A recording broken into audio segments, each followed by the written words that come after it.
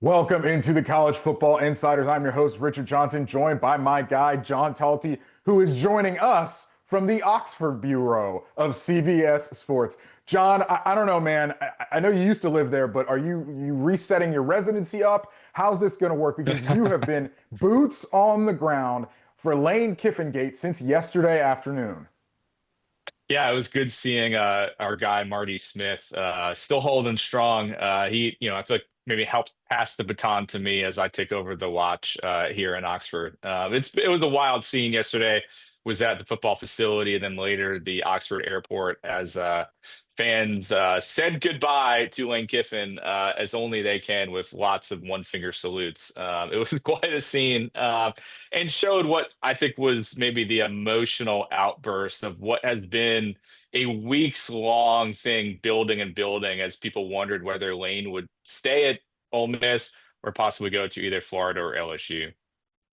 And that was the end of the 48 hours or 72 hours following the Egg Bowl. But I kind of want to go back to sort of Friday afternoon and then into Saturday to kind of take everybody through kind of Lane Kiffin Gate as it went down, or as it ended, I should say, with Kiffin ending up going to LSU. We went into Friday afternoon thinking that Saturday was going to bring us some closure. Ole Miss Athletic Director Keith Carter and Lane Kiffin began meeting around 4 p.m. Eastern Time on Saturday for a meeting that we had known about for over a week when Ole Miss Athletic Director Keith Carter put out a statement that said after the Egg Bowl, we'll resolve all of this stuff.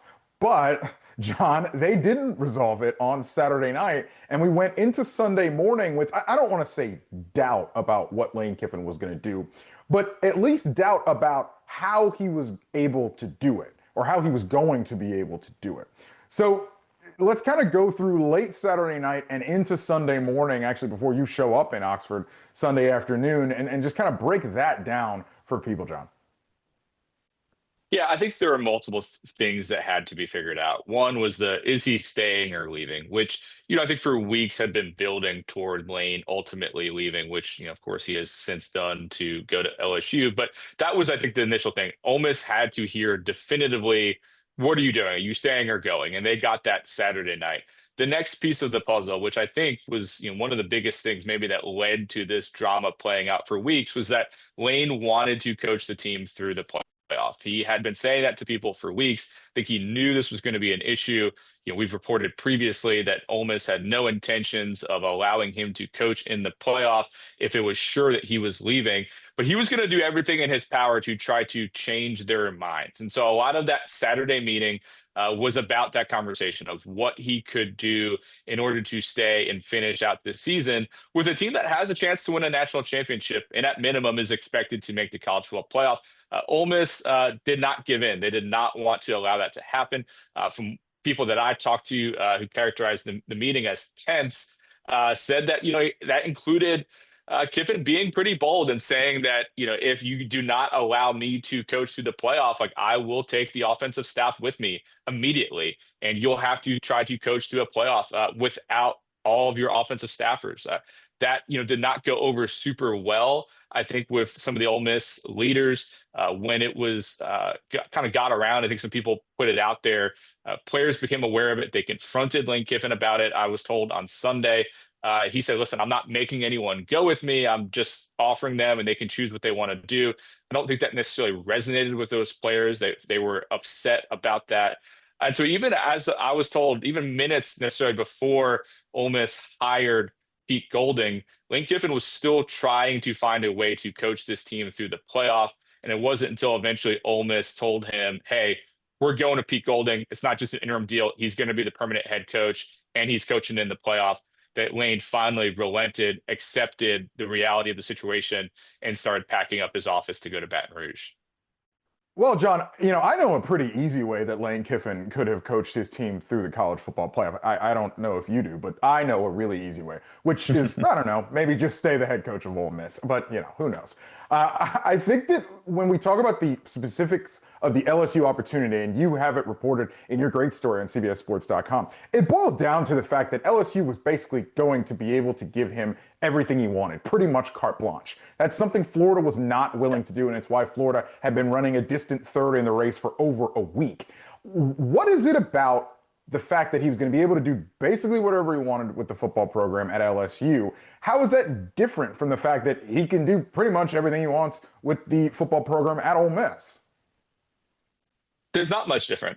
He already has that at Ole Miss, and I think that's why ultimately this came down to stay at Ole Miss or go to LSU. As you said, we had been reporting that Florida was running third. I think he realized I kind of am allowed to get whatever I want as it is at Ole Miss.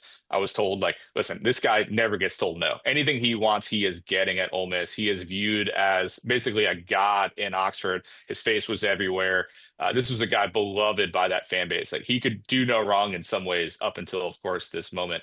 But LSU, he believed, gave him a greater chance to win a national championship. That's ultimately what factored into this decision more than anything was that he believed LSU gave him the best path to doing so.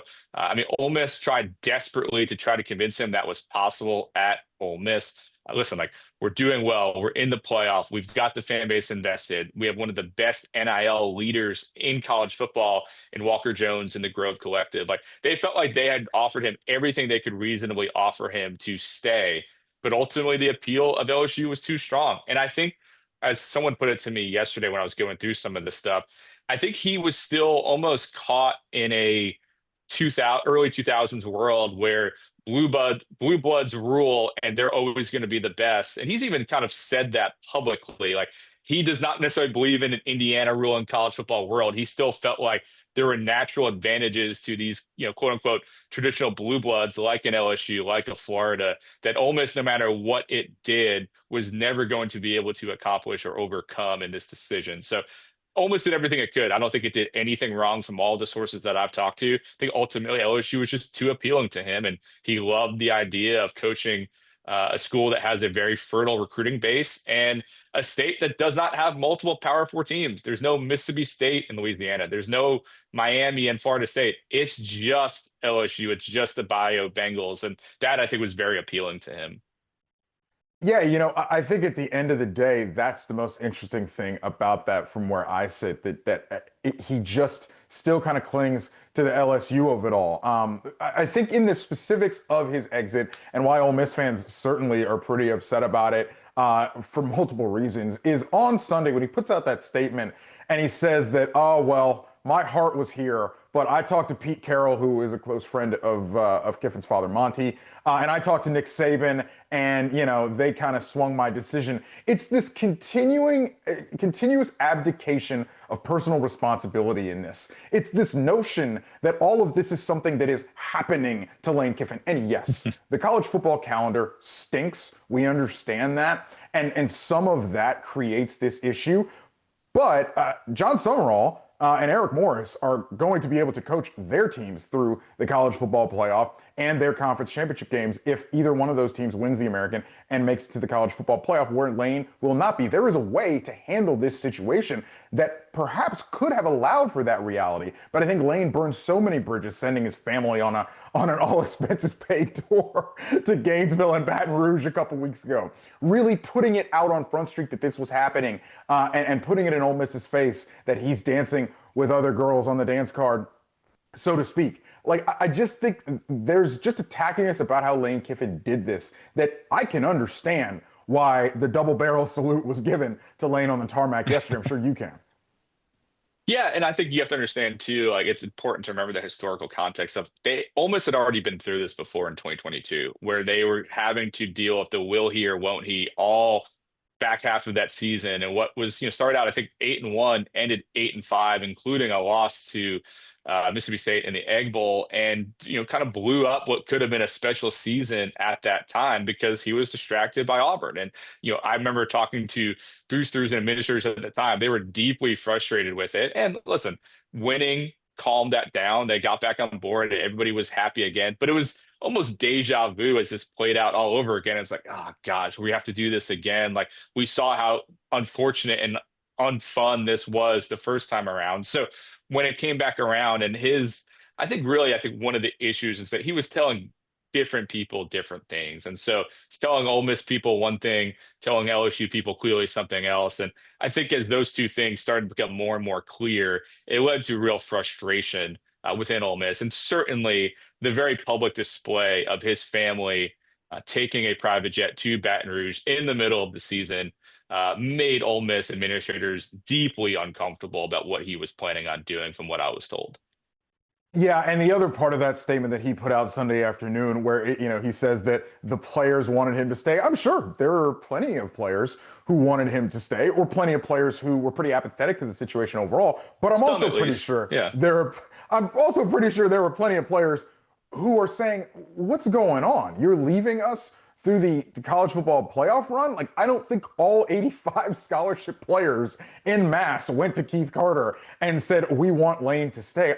The disingenuousness about this exit, I think you really understand why Ole Miss people are upset about this. And that's administrators, that's staffers, that's fans as well. You can understand why they're pretty upset about this. But he gets what he wants in the end, the carte blanche. And I think it's just interesting that at the end of the day, he's going to get a contract at LSU, by the way, that does not have mitigation language, does not have offset language, and is going to pay him right around the upper echelon of the sport in Kirby Smart. So the stuff that Jeff Landry and Louisiana politicians were talking about a couple weeks ago, that didn't come to fruition either.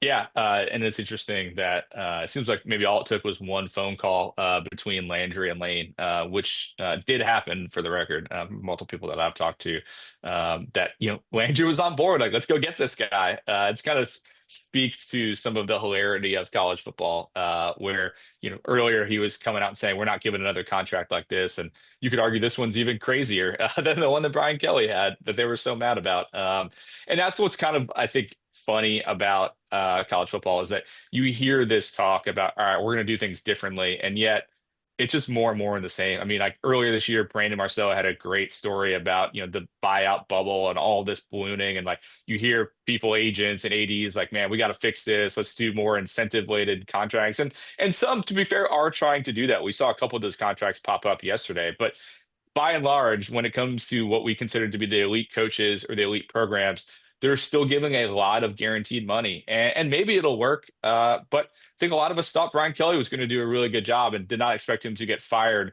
being owed $54 million not long after. So as much excitement as there is right now, I think, in Baton Rouge around Lane, and I do think he will be successful there, it could certainly turn bad. And all of a sudden you're going to be owing quite a bit of money yet again. When we come back on College Football Insiders, yeah, Ole Miss is going to continue to play football. They're going to play it in the college football playoff, and they're going to play it under head coach Pete Golding. We're going to talk about him next.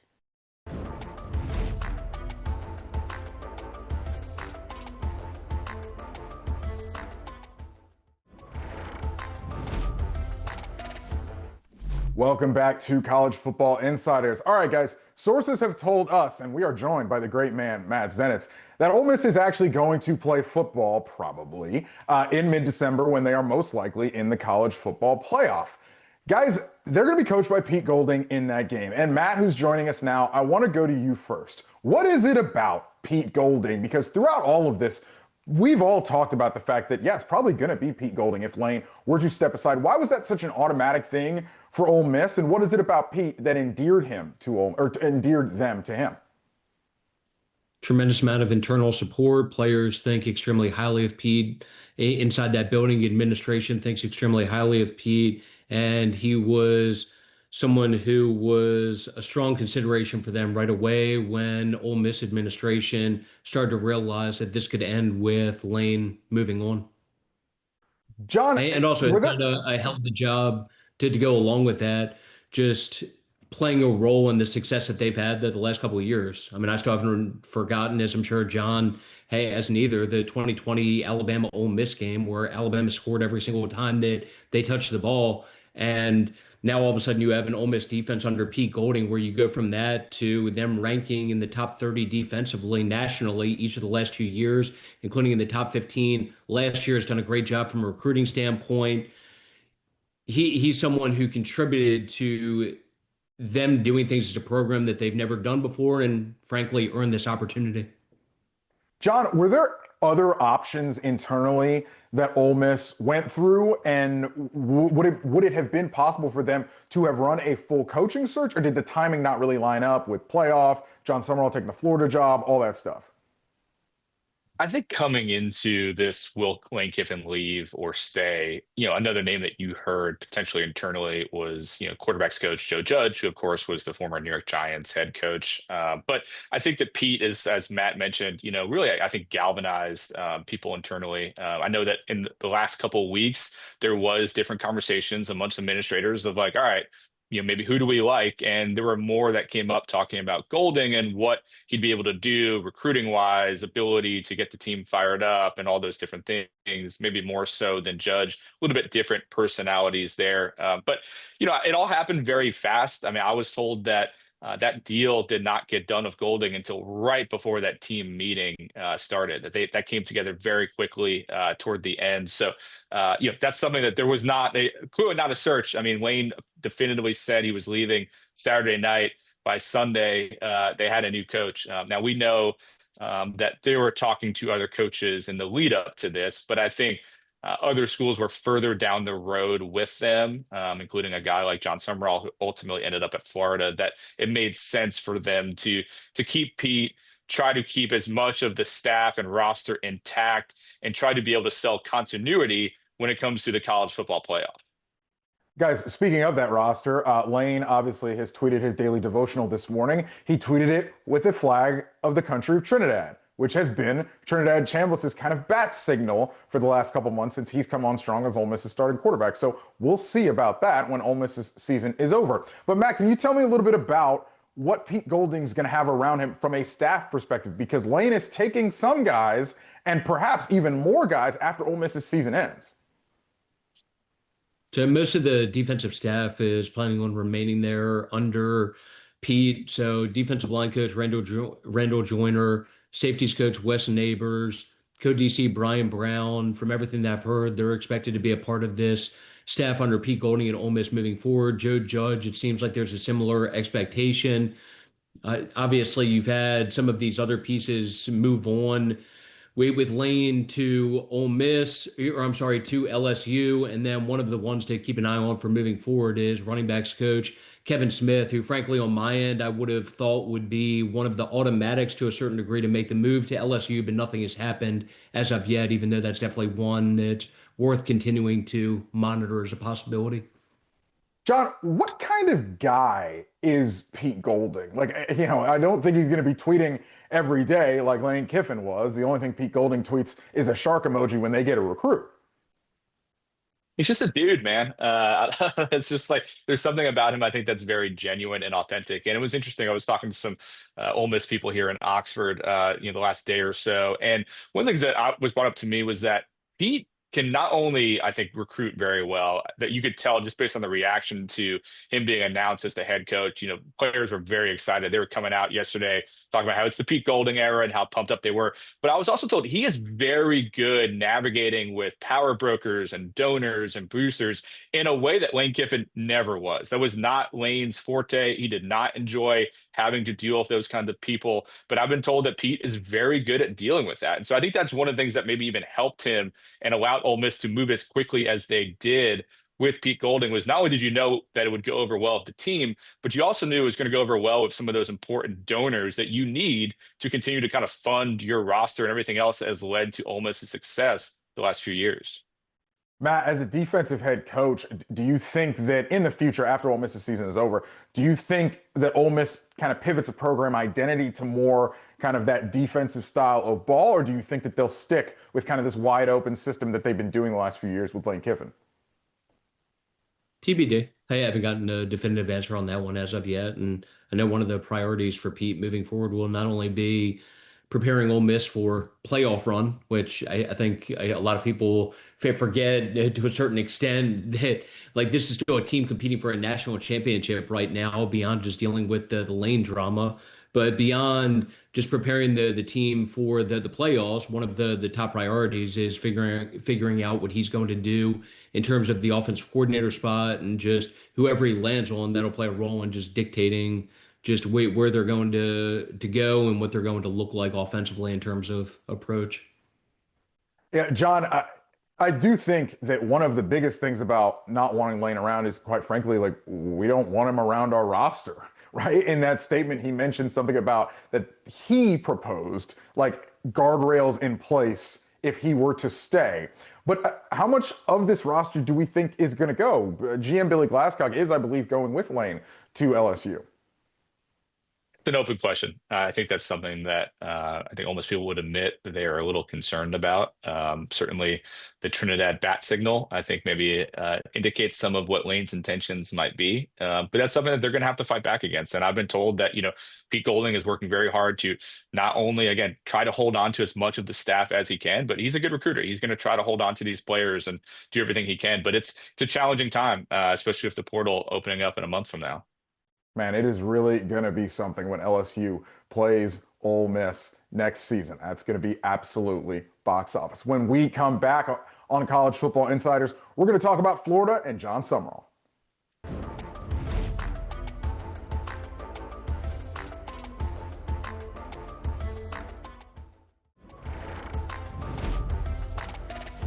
Welcome back to College Football Insiders. I'm joined by my guys, Chris Hummer and Shahan Jayaraj. Guys, let's talk about Florida. Jon Sumrall will be Florida's head coach. As I understand it, they don't kick you out of the SEC because you hire two straight back-to-back G5 coaches. But, Chris, what is the value proposition for Jon Sumrall? Florida is bringing him in with a new structure. General Manager Dave Caldwell will have something of an NFL-style structure alongside of him. That's something that Scott Strickland has favored for quite a while, according to sources that I've spoken with, and he's getting that in Jon Sumrall and Dave Caldwell. So it's a little bit of a different setup in Gainesville. Fans are obviously going to be upset about it because, quite frankly, it's somebody other than Lane Kiffin. But how do you think the setup's going to work, Chris, as someone who talks a lot with players and their representatives and understands how that front office world works? Well, first, the value proposition's a lot of wins. Jon Sumrall's 42-11 in 4 years as a head coach. He's done it at Troy and Tulane. And I know Florida fans are upset to see back-to-back G5 coaches come in the door, but Jon Sumrall's a guy who's had a lot of success and has a ton of connections in the South. So that's the value proposition, right? You get somebody who wins. The general manager thing is going to be interesting with David Caldwell coming in. This is a setup that's pretty unique in college football. Really, Oklahoma is the only school that has a setup even kind of similar to that in terms of total control of the front office in the hands of somebody else outside of the coach. I'm personally very curious how that's going to go. I know if I was a head coach, I would want to have a little bit more of a say in how the roster's put together and how the money is split up. But this is certainly something Scott Strickland has wanted. We both reported last week. This is something he's wanted dating back to last year until Billy Napier kind of took the reins away from that. So that'll be interesting. But I don't think Jon Sumrall's track record is one that could be questioned based on his time as a head coach. Shahan, what do you make on the fact that of the fact that after all of this, Florida is hiring Jon Sumrall and not Lane Kiffin? Well, I mean, look, there's going to be a lot of people saying like, oh, no, we hired another Sun Belt coach. Tulane, by the way, not in the Sun Belt. Let's be clear about that. Also, Tulane, by the way, beat two power conference teams this year. They're playing for a spot in the college football playoff. Like, this is not the same thing. He's done it at two different stops. He's been a part of multiple SEC staffs. This is a really, really good coach. And to me, when you talk about group of five coaches moving up, this was the guy who I had number one on my board. I think it's a tremendous hire by Florida. And you mentioned it, right? I think he's very forward thinking. He's going to have a very professionalized approach to roster acquisition and retention. I think that also from a pure football coaching perspective, he's shown a lot. Whether it is, I mean, we want to talk about the defensive side of the ball where he's obviously known for, but I mean, he has consistently found great explosive offensive players. Darian Mensah was the number one quarterback in the portal last year for a reason. He's at Duke now. Obviously, Mekhi Hughes hasn't played at Oregon this year, but that's a player as well that played under Jon Sumrall. Even if you want to go back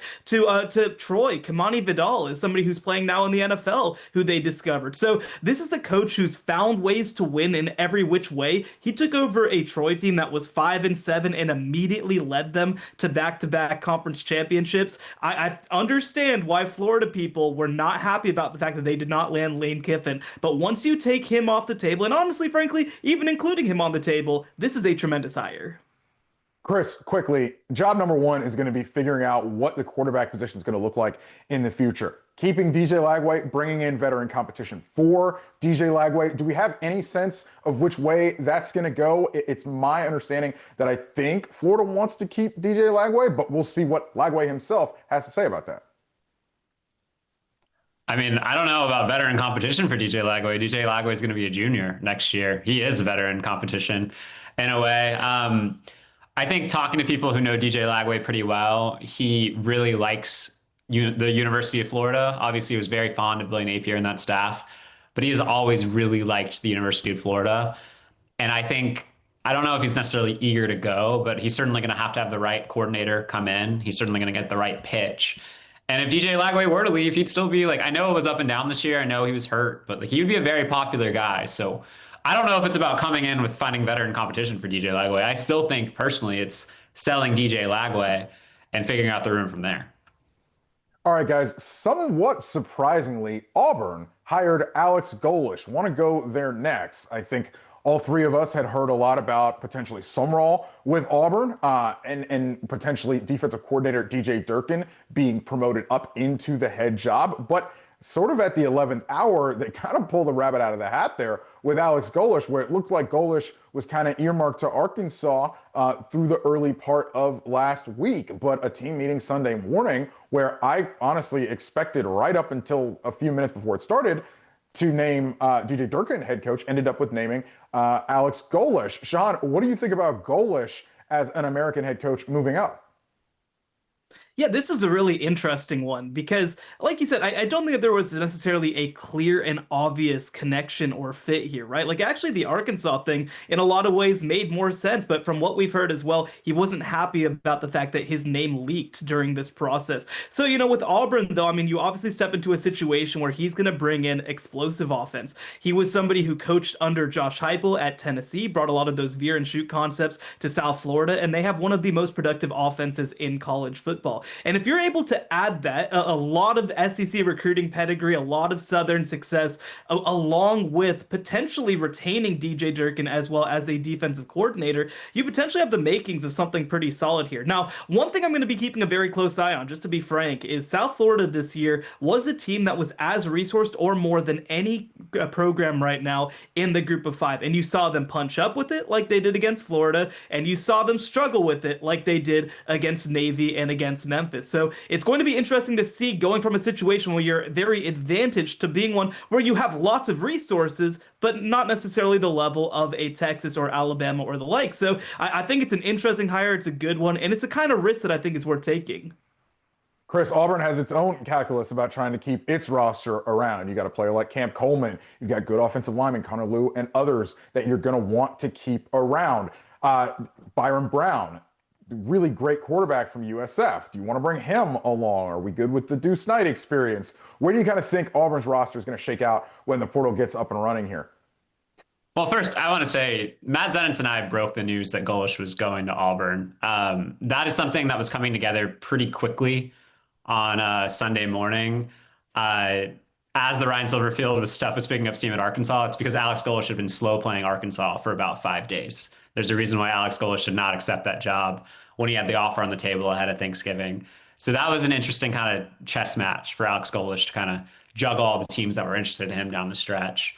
As for Auburn's roster, it's a really compelling scenario. Teams are circling it for sure. Guys like Cam Coleman or an Eric Singleton, if he chose to stay in college, would be extremely, extremely popular guys if they went in the portal. But Byron Brown's a really interesting name. He is trying to get an extra year of eligibility at South Florida. He would make a great bridge quarterback for Auburn potentially. And Deuce Knight, if I am Deuce Knight's people, I look at what Byron Brown has been, and it's a pretty close approximation for him. They're both absolute freak athletes who fit really well in the system that Alex Golesh plays. So Alex Golesh, I think for offensive players, is actually a really strong sell. I would want to play in that system if you look at the numbers he puts up. It'll be interesting to see how they handle that transition, though, because a lot of those players in that roster, especially defensively, depending on what happened with Durkin, will have a lot of options in the portal. Chris, I'm glad you brought up the Ryan Silverfield, Arkansas of it all. Let's go there next. Arkansas fans are not pleased about Ryan Silverfield being their head coach. I don't know if some of that has to do with the fact that it's not Alex Golesh, and Arkansas fans feel that they were led to believe that it was going to be Alex Golesh. But Ryan Silverfield, even though his teams have unfortunately clunked to the finish in November's the last couple of years, it's still double-digit wins, and then 8 wins this year so far. The guy can coach. He just hasn't gotten to the heights of some other high-level group of 5 coaches. What do you think about what do you think about Ryan Silverfield being the guy for Arkansas and not Alex Golesh?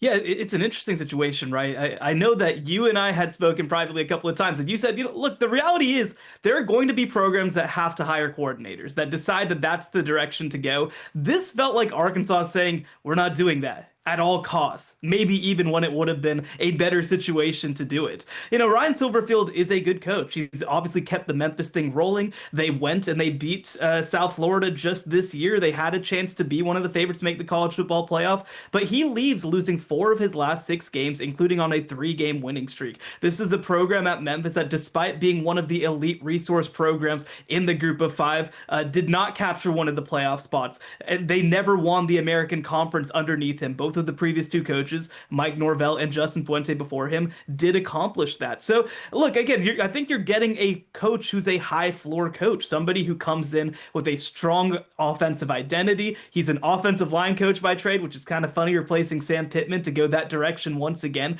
But he's going to bring a strong running game. You look at the running backs that they've put out over the past decade or so since he's been at Memphis. He's continued to do that. The question is, as a program manager, as a recruiter, can he elevate an Arkansas program that, I mentioned with Auburn obviously not being at the very top of resources. Arkansas is on the low end of resources in their conference, especially with the commitments to basketball and baseball. How will he handle that world? I think it's a very open question to ask whether he will be able to.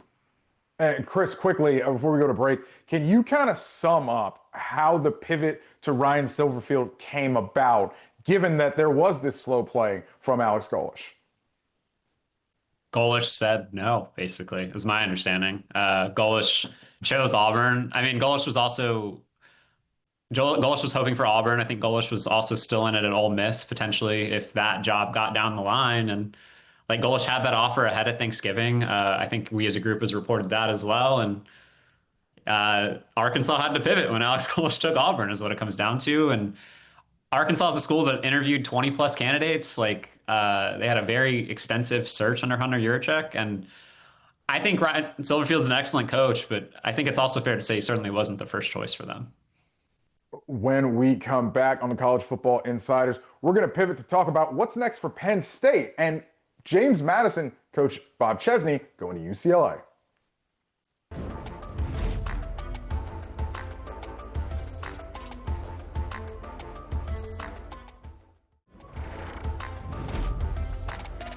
Welcome back to the College Football Insiders. All right, guys, Chris, you were on the forefront of breaking this news. You have been for over a week tracking this situation.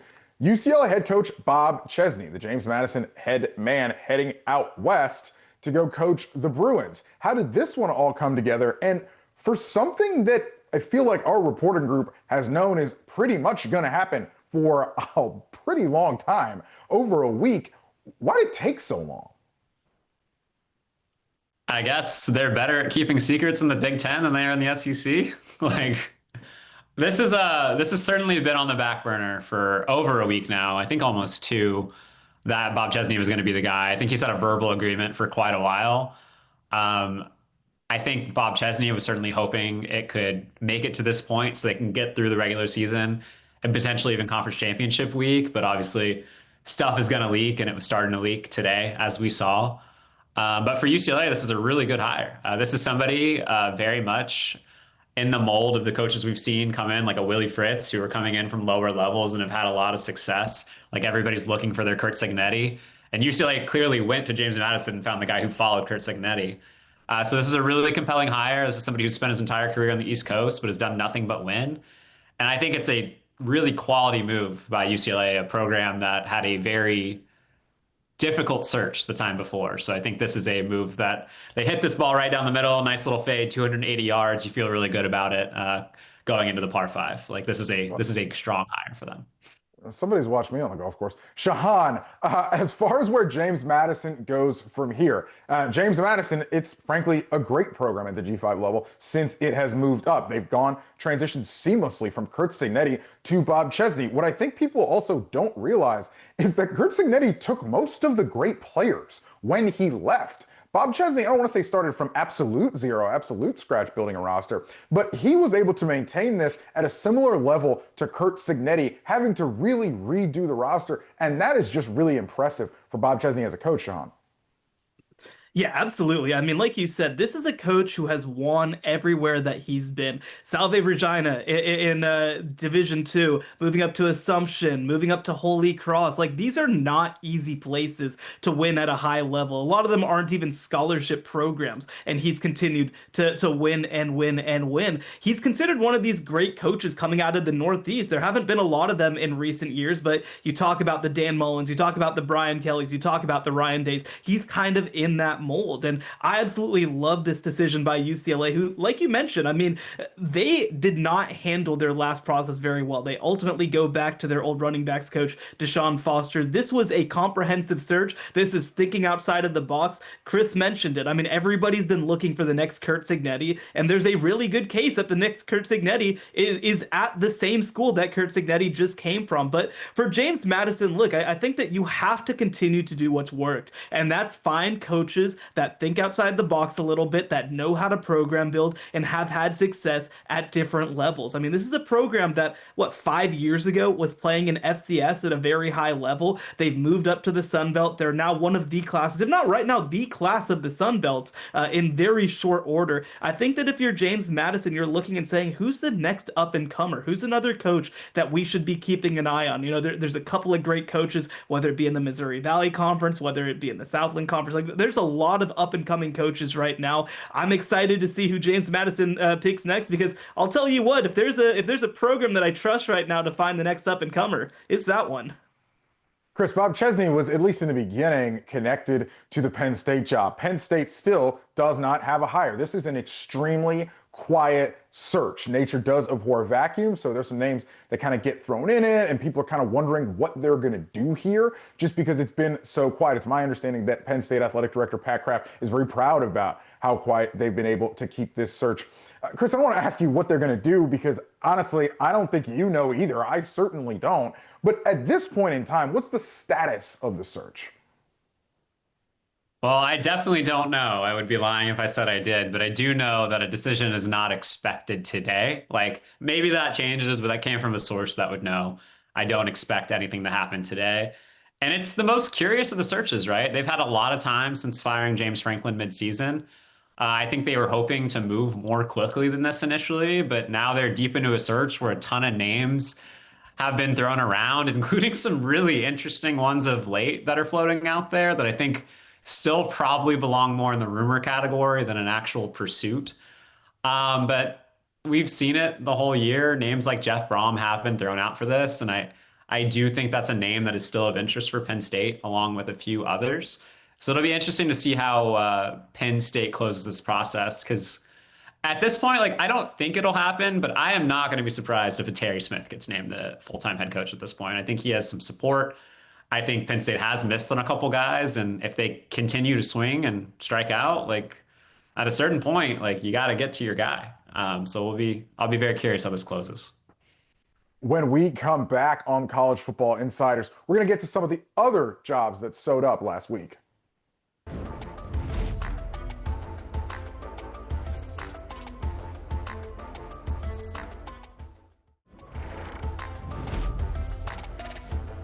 Welcome back to College Football Insiders. All right, guys, there was a job that opened and shut quite quickly yesterday when Michigan State fired Jonathan Smith and hired Pat Fitzgerald. Chris, how did that one come together so fast? It kind of reminded me of the situation when Steve Sarkisian got Texas and Tom Herman was suddenly out.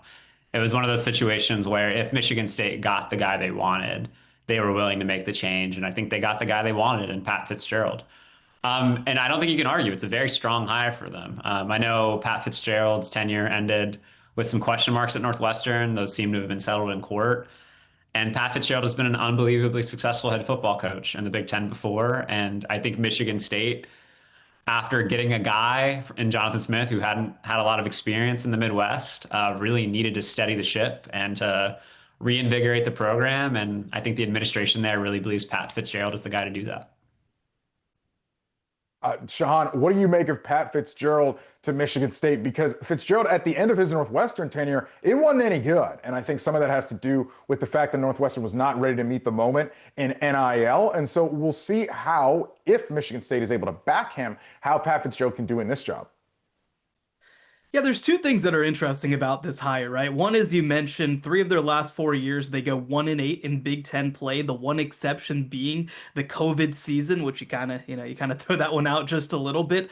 The other thing too, though, is that David Braun has started to have some success at Northwestern as well. There's kind of been this idea that Northwestern is just the most miserable job in the history of football, and maybe that's why it is how it is. Well, I mean, look, I think that whenever Pat Fitzgerald took it over, he had some incredibly good seasons. He won 10 games there multiple times. A very, very successful coach. But we're talking about nearly a decade ago at this point. And I think that that's what makes this hire interesting, is that you're bringing in somebody who obviously has proven ability. You hope that he's going to be hungry enough to come in and potentially win at a higher level than he did. But, here's the reality of the situation, too, is that I think that maybe Pat Fitzgerald would have had to have some complicated conversations about that job at Northwestern, even if that scandal hadn't have happened. Now, again, I think that Michigan State needs somebody who can stabilize things. That's going to be very important as they head into their next era. But it's going to be interesting to kind of see, what is the upside of this hire as opposed to the downside?